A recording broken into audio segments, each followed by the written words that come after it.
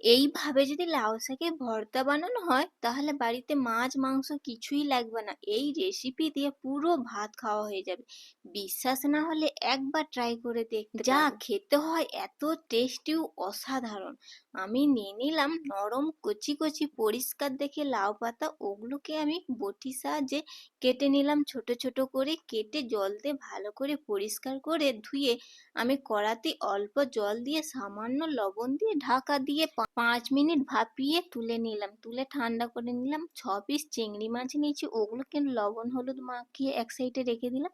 কড়াতে আবার সর্ষের তেল দিয়ে সর্ষের তেল গরম করে ওর মধ্যে 3টে শুকনো লঙ্কা ভেজে তুলে নিলাম। তুলে ওর মধ্যে দিয়ে দিলাম 6 পিস রসুন। রসুনগুলো খুব ভেজে লাল লাল করে তুলে নিলাম। তুলে নিয়ে ওর মধ্যে 2টি পেঁয়াজ ও 6টি কাঁচা লঙ্কা দিয়ে ভেজে লাল লাল করে তুলে নিলাম। ওই তেলের মধ্যে আবার চিংড়ি মাছগুলো দিয়ে ভেজে তুলে নিলাম।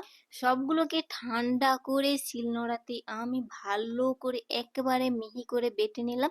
শিলে বেটে নিলে এর স্বাদ হয় দ্বিগুণ। ওই কড়ার মধ্যে আবারও দিয়ে দিলাম কিছুটা সর্ষে তেল। সর্ষে তেল গরম হয়ে গেলে ওর মধ্যে দিয়ে দিলাম ফোড়নে কালো জিরে, দিয়ে বেটে নেওয়া লাউ শাক দিয়ে সামান্য লবণ হলুদ দিয়ে 5 মিনিট ভালো করে মিশিয়ে নিলাম।